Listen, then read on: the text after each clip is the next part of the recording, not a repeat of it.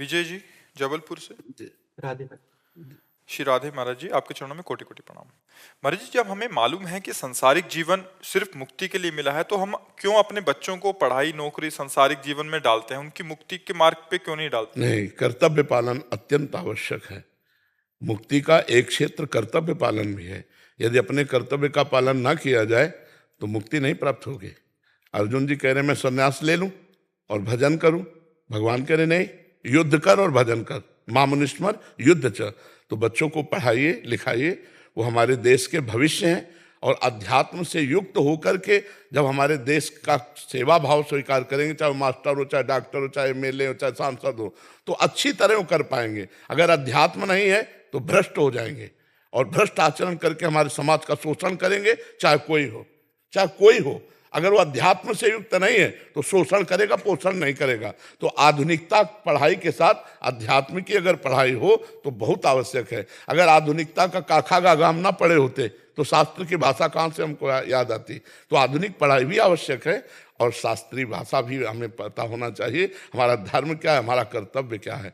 आज जो है बहुत गिरता स्तर चला जा रहा है हमारे समाज का। कैसा गिरता स्तर है वो देखने से पता चलता है।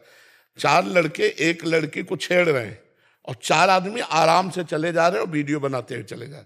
तुम्हें मनुष्यत्व तो है कि नहीं? एक चैन खींच करके महिला को गिरा देता है और आदमी कार से और मोटरसाइकिल से चल रहे हैं, वो आराम से निकल जाता है। मतलब तनिक भी मनुष्यत्व नहीं रह गया कि हम 4 किसी की रक्षा कर सके। हमको भगवान ने अगर प्राण दिए ना तो परहित लाग तजय जो देही संतत संत प्रशंसते। अगर हम अपने प्राण भी उसकी रक्षा के लिए दे देते तो हमें भगवत प्राप्ति होगी। तो अध्यात्म का थोड़ा भी ज्ञान नहीं रह गया। ये तो मान लो मनुष्य शरीर की बात हम कह रहे हैं। महाराज शिव सिंहासन पर विराजमान थे, इतने में कबूतर आके गिरा। महाराज मेरी रक्षा कर लो, बाज मुझे खाए जा रहा है। तो बाज आकर ऊपर ऐसे बैठ गया। बाज ने कहा कि महाराज शिवी, इस कबूतर को छोड़ दो, क्योंकि धर्म में, शास्त्र में बाज का आहार कबूतर निश्चित किया गया है और मैं भूखा हूं। अगर मैं नहीं खाऊंगा तो मेरे प्राण नष्ट हो जाएंगे, तो आपको मेरी हत्या का अपराध लगेगा।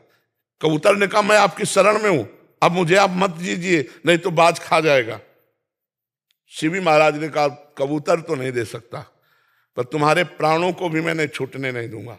मैं तुम्हारे लिए मांस मंगाता हूं। बोले नहीं महाराज, कहीं भी ऐसा नहीं है कि बाज मरे हुए या मारे हुए पशुओं का खाता हो। हम स्वयं शिकार करते हैं और ये हमारा शिकार है। तो उन्होंने कहा कि ऐसा हो सकता है कि अगर मैं अपने मांस को दूं, मैं जिंदा हूं और तुम उसे खाकर तृप्त हो जाओ, लेकिन कबूतर को न खाओ। उनका ऐसा हो सकता है। तो बोले तराजू लाओ, अपनी जांग का मांस काट के रख। अब वो कबूतर हो तो तौल जाए। वो तो भगवान अग्निदेव आए थे परीक्षा लेने कबूतर के रूप में, और वो बाज के रूप में देवराज इंद्र थे। जब सब जगह का मांस रखा और पूरा नहीं हुआ तो आप बैठ गए और कहा मुझे खा ले, लेकिन कबूतर को नहीं खाने देंगे। हम इनकी संतानें हैं, हम इनकी संतानें हैं जो एक पक्षी की रक्षा के लिए चक्रवर्ती सम्राट महाराज शिवी अपने आप को समर्पित करें। या हमारी माताओं बहनों के साथ कुछ हो रहा हो बगल में और हम वो वायरल करने के लिए वीडियो बना सकता है। एक्सीडेंट हुआ पड़ा है आदमी, वो कार का शीशा खोलेगा, वीडियो बनाएगा और चल देगा। ये क्या है?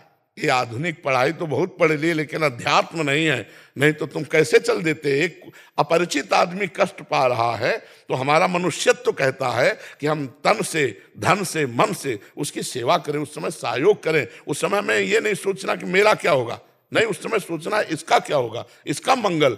यही परहित सरिस धर्म नहीं भाई। तो हमें लगता है आधुनिक पढ़ाई और आध्यात्मिक पढ़ाई दोनों आवश्यक है। अगर आधुनिक नहीं होगी तो आध्यात्मिक में प्रवेश नहीं होगा, अगर आध्यात्मिक नहीं होगी तो आधुनिक की सार्थकता नहीं होगी। दोनों जरूरी है। अपने कर्तव्य का पालन करते हुए भजन करो, इसी से भगवत प्राप्ति होती है। जी।